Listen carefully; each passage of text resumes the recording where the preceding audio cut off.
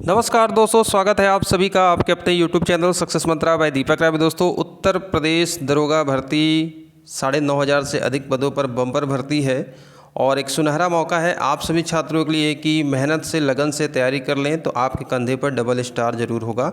और हमारा प्रयास है कि मोस्ट इंपॉर्टेंट क्वेश्चन, चाहे यूपीएसआई मूल विधि की बात करते हैं, जीएस की बात करते हैं, हिंदी की बात करते हैं, मैथ और रीजनिंग की भी क्लासेस आप लोग की चल रही हैं। ठीक है, हमारे चैनल पर रेगुलर दिया जा रहा। और आज हम चर्चा करने वाले हैं भारतीय दंड प्रक्रिया संहिता कि 20 ऐसे महत्वपूर्ण प्रश्न जो बहुत ही इंपॉर्टेंट है और आने वाले हैं। तो चलिए पहला प्रश्न यहाँ पर देखते हैं, फटाफट यहाँ पर देखेंगे। पहला प्रश्न कह रहा है, दंड प्रक्रिया संहिता के किस धारा के तहत वारंट को भारत में किसी भी स्थान पर निष्पादित किया जा सकता है। तो दोस्तों, जो वारंट होता है उसको निष्पादित मतलब किसी के खिलाफ जो वारंट जारी किया जाता है तो उसके तहत गिरफ्तारी भी होती है। तो भारत में किसी भी स्थान पर निष्पादित किया जा सकता है, ये धारा 77 बताती है। ऑप्शन नंबर यहाँ पर बी करेक्ट है। नेक्स्ट प्रश्न की ओर बढ़ते हैं, निम्नलिखित में से दंड प्रक्रिया संहिता की किस धारा के अनुसार 15 वर्ष से कम आयु के बालक को पुलिस थाने में नहीं बुलाया जा सकता। अगर कोई बच्चा 15 वर्ष से कम आयु का है तो उसको पुलिस थाने में नहीं बुलाया जा सकता नियमतः। ये धारा जो प्रावधान करती है, धारा 161।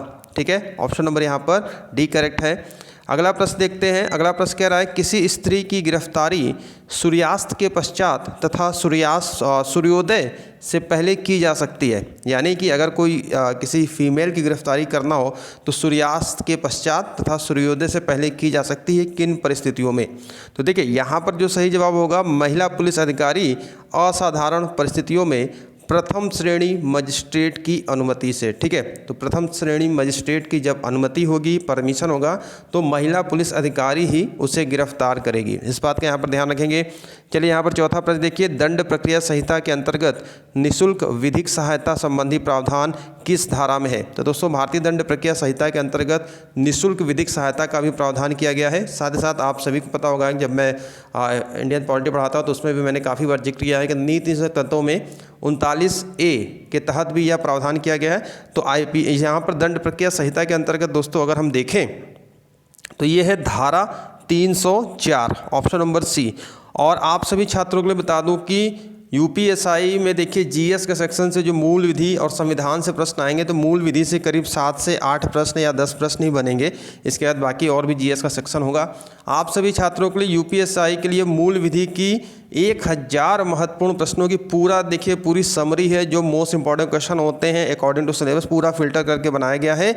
और मात्र 55 रुपये में आप उसको बाई कर सकते हैं। वीडियो डिस्क्रिप्शन बॉक्स में लिंक है और आप हमारे व्हाट्सअप नंबर पर भी व्हाट्सअप करके इसकी इंक्वायरी ले सकते हैं। नीचे वीडियो डिस्क्रिप्शन बॉक्स में व्हाट्सअप नंबर भी है, इसके माध्यम से आप कंप्लीट तैयारी कर सकते हैं। साथ ही साथ अगर भारतीय संविधान का भी नोट्स चाहिए तो वो मात्र 35 रुपये में आपको अवेलेबल है। सारी जानकारी वीडियो डिस्क्रिप्शन बॉक्स में दी गई है, आप उसको जरूर चेक करिए। बहुत सारे छात्रों ने इसको परचेज किया है और काफ़ी प्रशंसा है, क्योंकि जो भी कंटेंट हमारी तरफ से बनाए जा रहे हैं मोस्ट इंपॉर्टेंट कंटेंट ही आप लोग को दिए जाते हैं जो कि एग्जाम में फंसे।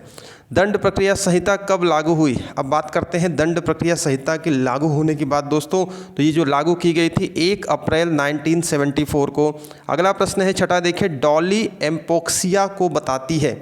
देखिए डॉली एम्पोक्सिया क्या है, ये है 7 वर्ष से कम शिशु द्वारा किया गया कोई भी अपराध नहीं माना जाएगा। यानी कि अगर कोई बच्चा 7 वर्ष से कम का शिशु जो है और कोई वो अपराध कर देता है तो वह अपराध की श्रेणी में नहीं आएगा, ये बताया गया है धारा 82 में। ऑप्शन नंबर ए यहाँ पर करेक्ट हो जाएगा।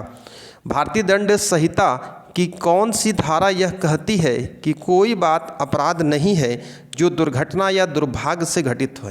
ठीक है, तो आप लोगों से मूल विधि से पूरा कह सकते हैं कि एलएलबी की डिग्री की इतनी उम्मीद नहीं की जा सकती। बेसिक नॉलेज, क्योंकि जब आप एसआई बनेंगे तो आपको प्रशिक्षण भी दिया जाएगा, तो इसलिए बेसिक नॉलेज भी यहाँ पर मांगी जा रही है। तो डरने की कोई बात नहीं है, ये नया सेक्शन है। आप सभी छात्रों के लिए जो विधि के छात्र हैं रहे हैं और जो परीक्षा मैटर है उनके लिए तो ये परिचित सब्जेक्ट है, लेकिन आप लोग को डरने की बात नहीं है। जो हमारे तरफ से पीडीएफ नोट्स बनाई गई, अगर आप उसको ले लेते हैं और हमारे कंटेंट को देखते हैं, वॉच करते हैं, 100% आपका पेपर निकलेगा। देखिए यहाँ पर जो बताया गया है ये बताया गया है धारा 80 में। ऑप्शन नंबर यहाँ पर डी। चलिए अगला प्रश्न यहाँ पर देखते हैं, भारतीय दंड संहिता के अनुसार ऐसा कार्य जो अपराध है उस कार्य को करने के बाद भी अपराधी को निर्दोष समझा जाएगा। देखिए, हमने अभी डॉली एम्पोक्सिया की जो बात की थी, जिसमें 7 वर्ष तक शिशु और कोई पागल है, विकृत चित्त व्यक्ति है, या 7 से 12 वर्ष तक अपरिपक्व शिशु, तो ये सभी इसमें आ जाएंगे। ठीक है, ये अपराध नहीं होंगे, अपराध को निर्दोषी समझा जाएगा। कोई पागल व्यक्ति अगर कुछ कर लेता है तो उसको भी कहा जाता है यार पागल है, इसकी समझ में नहीं है।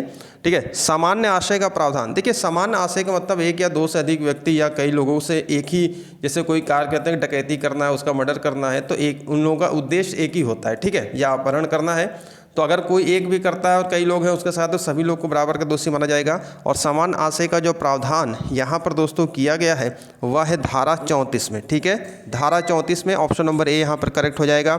चलिए 10वां प्रश्न देखते हैं, संश्रय।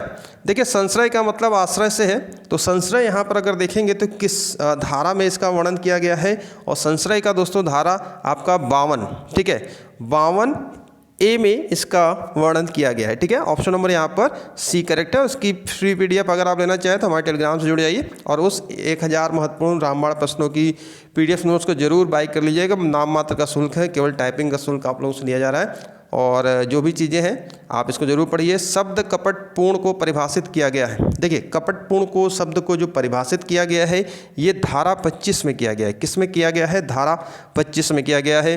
अगला प्रश्न देखते हैं, 12वां प्रश्न है। चलिए, अच्छा प्रश्न है। देखिए, प्रश्न कह रहा है, अ जो एक अच्छा तैराक है ब को नदी में डूबते हुए देखता है, ब को नहीं बचाता तथा ब डूबकर मर जाता है। अब किस अपराध का दोषी होगा? तो देखता है, नहीं बचाता है, और ये डूब कर मर जाता है वह, तो इसमें किसी अपराध हेतु इसको कोई सजा ऐसी कोई यहाँ पर नहीं मिलेगी। ठीक है, चलिए 13वां प्रश्न देखते हैं। भारतीय दंड संहिता की धारा 8 में किसे परिभाषित किया गया है? तो दोस्तों, भारतीय दंड संहिता की धारा 8 में लिंग को परिभाषित किया गया है, चाहे वह स्त्री हो या पुरुष हो, दोनों को उसी में है। और धारा 11 में व्यक्ति को परिभाषित किया गया है, धारा 12 में लोक को परिभाषित किया गया है। ठीक है, तो इस प्रकार से यहाँ पर आपका ऑप्शन नंबर ए करेक्ट होगा। फटाफट यहाँ पर देखते हैं 2020 डेली आप लोग को हम यहाँ पर मूल विधि के प्रश्नों को प्रोवाइड कराते हैं जो भी इंपॉर्टेंट है, और पीडीएफ नोट्स के लिए आप व्हाट्सएप और नीचे डिस्क्रिप्शन बॉक्स में लिंक है, डायरेक्ट भी ले सकते हैं। मानहानि के लिए दंड किस धारा के अंतर्गत वर्णित है? दोस्तों, अगर किसी को मानहानि किया जाता है, उसकी साख पर उसे सार्वजनिक स्थल पर या कुछ ऐसा चीज़ें बोला जाता है, तो मानहानि के लिए दंड, देखिए ये भारतीय आपका दंड संहिता धारा 500 में है, लेकिन मानहानि की जो परिभाषा दी गई है ये ध्यान रखेंगे, मानहानि की परिभाषा 499 में है, और इसके तहत क्या दंड मिलेगा ये धारा 500 में ये। और दोस्तों, एक छोटी सी इन्फॉर्मेशन आप सभी छात्रों के लिए, अगर आप घर बैठे इंडिया के लार्जेस्ट लर्निंग प्लेटफॉर्म अनअकैडमी के माध्यम से यूपी स्टेट के सभी एग्जाम की तैयारी एक ही फीस में करना चाहते हैं, तो आप अनअकैडमी का ऐप डाउनलोड कर सकते हैं, जहां पर मेरी भी बिल्कुल फ्री वाली क्लासेस शाम को 4 बजे और रात को 8 बजे चलती हैं। 4 बजे जीके जीएस, रात को 8 बजे हिंदी का बिल्कुल लाइव क्लासेस, बिल्कुल फ्री क्लासेस है। इन्वाइट कोड आपको सक्सेस मंत्रा का यूज करना है।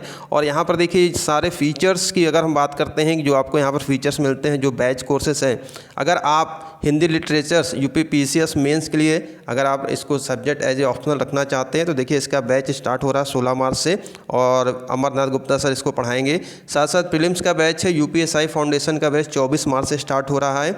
और इन सब के लिए देखिए आप लोग को एक ही फीस देनी है, पीसीएस के लिए, यूपीएसआई के लिए, यूपीएससी के लिए कोई अलग अलग फ़ीस नहीं देनी है। फ़ीस का स्ट्रक्चर आप लोग देख सकते हैं। साल भर की तैयारी करेंगे तो 7000 रुपये है, जिसमें से 10% का डिस्काउंट हो जाएगा। और इस रेफरल कोड सक्सेस मंत्रा, ठीक है, सक्सेस मंत्रा का रेफरल कोड का प्रयोग करेंगे तो इसका 10% आपको डिस्काउंट यहाँ पर मिल जाएगा। तो बिल्कुल देर मत करिए, बहुत ही धमाकेदार यहाँ पर सीरीज चल रही है। काफ़ी छात्रों ने कोर्स परचेज किया है, सब्सक्रिप्शन लिया है, आप भी सब्सक्रिप्शन लें, अपनी तैयारियों को यहाँ पर एक सीट सुनिश्चित करें। चलिए आगे बढ़ते हैं, आया गया है। चलिए अगला प्रश्न यहाँ पर देखते हैं, 15वां प्रश्न देखिए, भारतीय दंड संहिता में कुल धाराएं हैं। तो दोस्तों भारतीय दंड संहिता में कुल 511 धाराएं हैं, इस बात का यहाँ पर ध्यान रखेंगे। और कुल 23 अध्याय हैं भाई, इस बात का भी यहाँ पर ध्यान रखेंगे, ठीक है। चलिए अगला प्रश्न यहाँ पर देखते हैं, 16वां, निम्नलिखित में से किस सिद्धांत का आदर्श वाक्य है? आँख के लिए आँख, दांत के लिए दांत। बहुत ही अच्छा प्रश्न है। यहाँ पर देखिए, तो दोस्तों इसका जो सही जवाब है ये है प्रतिकारी या प्रतिशोधात्मक सिद्धांत। ऑप्शन नंबर ए यहाँ पर करेक्ट होगा। अगला प्रश्न देखते हैं, प्रायश्चित की भावना प्रतिकर के भावना के समान है, यह कथन किस विद्वान का है? प्रायश्चित की भावना प्रतिकर की भावना के समान है, यह कथन किस विद्वान का है? और यह कथन दोस्तों सामंत महोदय ने दिया था, ऑप्शन नंबर सी यहाँ पर। तो जो भी कथन है, जो उससे जुड़े व्यक्तित्व है, इनसे प्रश्न बनेगा। किस मामले में शरीर की प्राइवेट प्रतिरक्षा के अधिकार का विस्तार मृत्यु कार्य करने तक होता है? देखिए, शरीर की प्रतिरक्षा सेल्फ डिफेंस की भी यहाँ बात है, कुछ ऐसी चीज़ें होती है, तो अगर इसमें मृत्यु भी हो जाती है तो इसमें भी आपका क्या होगा? बलात्संग करने के आशय से किया गया हमला। ठीक है, बलात्संग करने के आशय से किया गया हमला। और ये आपका देखिए धारा 100 में प्राइवेट प्रतिरक्षा को यहाँ पर परिभाषित किया गया है। आगे बढ़ते हैं, 19वां प्रश्न देखते हैं। विधि विरुद्ध जमाव, सरकार कहती है कि भाई यहाँ पर ये है, ऐसा है, तो विधि विरुद्ध जमाव नहीं हो सकता है इतने लोग। तो कहने का मतलब क्या है कि विधि विरुद्ध जमाव में कितने व्यक्तियों की न्यूनतम संख्या होती है कि वो विधि विरुद्ध जमाव माना जाएगा? तो दोस्तों ये आपका जो है धारा 141, ठीक है, कौन सी धारा है? धारा 141 के तहत 5 लोग, न्यूनतम 5 और इससे अधिकतम भी है, तो न्यूनतम अगर 5 लोग जमाव होते हैं तो ये विधि विरुद्ध जमाव के अंतर्गत एक आपराधिक माना जाएगा, कृत्य माना जाएगा।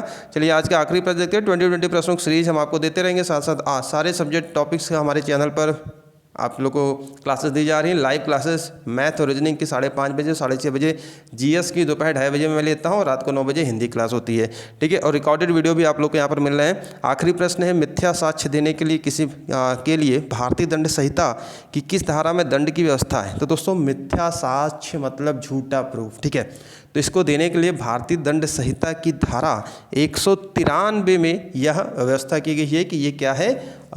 दंड की व्यवस्था की गई है। तो ये था मूल विधि का भारतीय दंड संहिता के टॉप 20, और ऐसे ही इसकी अगली भी कंटिन्यू सीरीज आपको हम देते रहेंगे। और साथ साथ पीडीएफ नोट्स आप हमारे यहाँ पर ले सकते हैं, डिस्क्रिप्शन बॉक्स में लिंक है, और हमें व्हाट्सअप भी कर सकते हैं, कोई भी क्वेरी, कोई भी इंक्वायरी हो। तो अभी के लिए इतना ही, मिलते हैं नेक्स्ट वीडियो में। वीडियो देखने बहुत बहुत धन्यवाद। वीडियो को लाइक, शेयर और जो भी आपके विचार हो नीचे कमेंट बॉक्स में कमेंट करिए। तो चलिए, थैंक यू।